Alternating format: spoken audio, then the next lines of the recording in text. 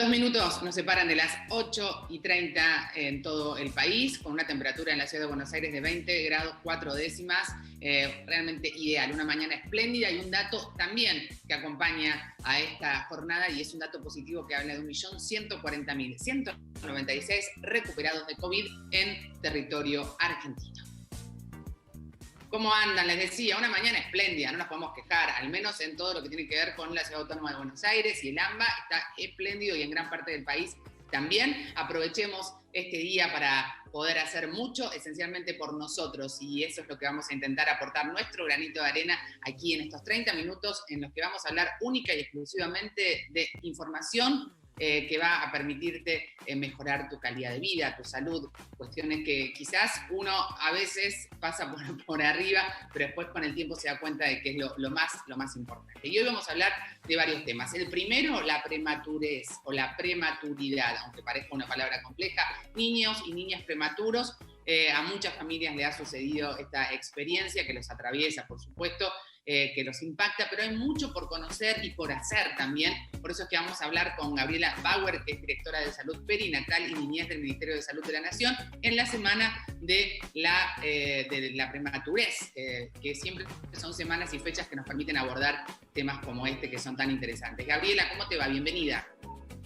¿Qué tal? Buenos días, Nati, buenos días a la audiencia. Bueno, en una semana, como decíamos, muy buenos días, que nos permite hablar de la prematurez, pero esencialmente hay mucha gente que lo ha vivido, otros que no, y si tendríamos que decir qué es la prematurez o la prematuridad, como más nos guste decirlo, ¿cómo lo podemos definir para comprenderlo, Gaby? La prematurez es un problema de salud pública y por lo tanto nos involucra a todos y a todas porque representa la primera causa de muertes en los menores de 5 años y la principal causa de discapacidades y enfermedades crónicas de comienzo temprano de la vida. Mirá qué importante las dos cosas que decís. Las dos cosas son importantísimas, porque no es solamente cuando son bebés, sino que esto tiene un impacto en un futuro muy cercano en el desarrollo de ese niño o esa niña. Absolutamente, con un abordaje de curso de vida uno puede entender que todo lo que las medidas y las intervenciones que puedan realizarse antes de iniciar un proceso gestante, durante el embarazo, en el nacimiento y en la atención de los niños y niñas va a impactar en su posibilidad de sobrevivir y en su bienestar. Es otro paradigma, porque realmente uno cree que la prematurez tiene que ver solamente con una cuestión fortuita o con circunstancias que tienen que ver con el desarrollo del feto, del bebé o de la niña y niño, pero es muy importante lo que vos planteás. La clave radica en esos controles durante el embarazo, incluso si vos vas a pensar y podés programar ese embarazo, es mucho mejor, podemos evitarlo. ¿Cómo es que uno puede evitarlo? ¿Qué controles tiene que tener en cuenta? Así es correcto. Pensemos que en Argentina 9 de cada 100 nacimientos ocurren en forma prematura, es decir, antes del término del embarazo, antes de las 37 semanas, y por ahí lo que es más serio o impactante es que 1 de cada 100 ocurre muy prematuramente, o sea, antes de las 32 semanas. Ese grupo, sobre todo de prematuros, es el que genera un impacto sanitario, una inversión muy fuerte en términos de organización de servicios y sobre todo una alta incidencia en la propia persona y en su familia, ¿no? Al día de hoy en el mundo se sabe que alrededor de 1/3 de los nacimientos prematuros no pueden prevenirse. Pero hay un importante número de nacimientos que pueden prevenirse o llevar el embarazo hacia lo más cercano al término posible, con intervenciones tales como, sobre todo, el control precoz del embarazo. Cuando decimos precoz es en las primeras semanas, alrededor de las 12, 13 semanas, que ya esa persona acceda a un control integral, a una ecografía donde se pueda precisar bien su edad de gestación y a partir de ahí hacer una muy buena alianza, una buena vinculación con los equipos de salud, siempre pensando en el primer nivel de atención, el que está más cerca de esa persona. Sí, lo que decimos atención primaria, el que está cerca en el barrio, el médico, el pediatra, el obstetra. Aquel agente de salud que va a ir a buscar a esa persona si ha tenido alguna dificultad en poder ir a sus controles, y darle a conocer sus derechos, sus necesidades y su fundamento de por qué cuidar mejor su salud integral para llevar adelante un curso favorable, acompañarla en su proceso, contribuir desde la sociedad a bajar el estrés, eliminar todo tipo de violencia de género, que en este curso, en el curso gestante, es algo que agrega y empeora la salud integral de esa persona, y luego ir acompañando mediante pruebas, test de laboratorio, la categorización del riesgo.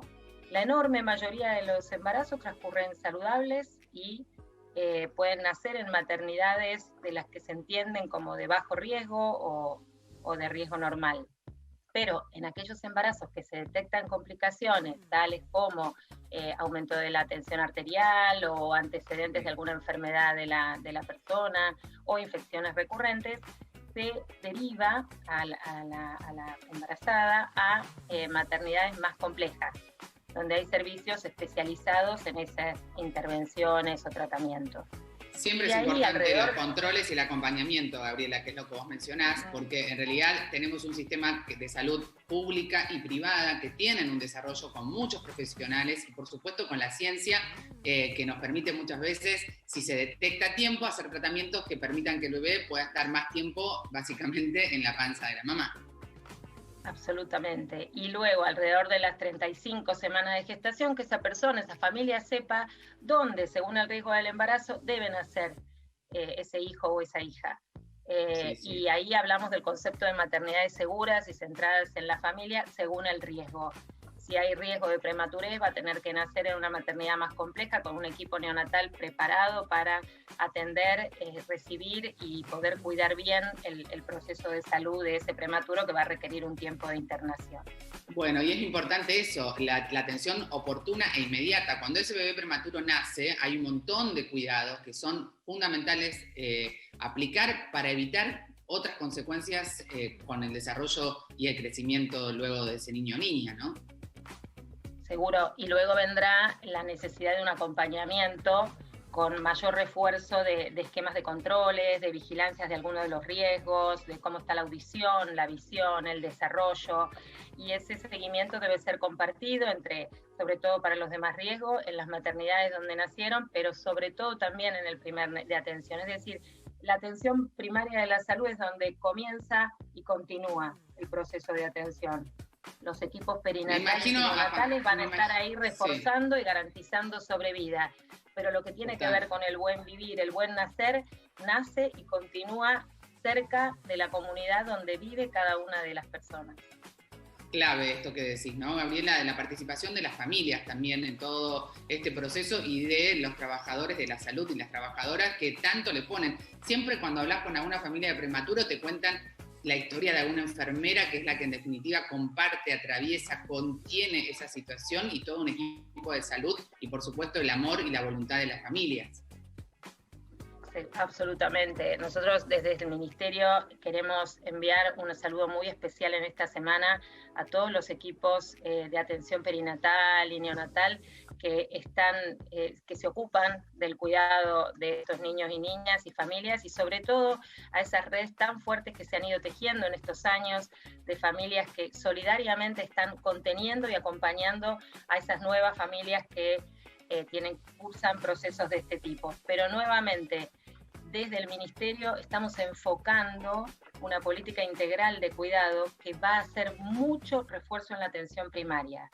Además de estos equipos perinatales, neonatales, nosotros vamos a entrar en este esquema de cuidado a ese agente de salud que, por ejemplo, durante la pandemia COVID fue casa por casa a ver qué estaba pasando con aquellas personas que no iban a controlar su embarazo, aquellas personas que abren las puertas del centro de salud, abren los brazos a aquellas personas con dificultades, trabajan interdisciplinariamente, los trabajadores sociales que tratan de mitigar y acompañar todos los riesgos y las dificultades y las condiciones de vida.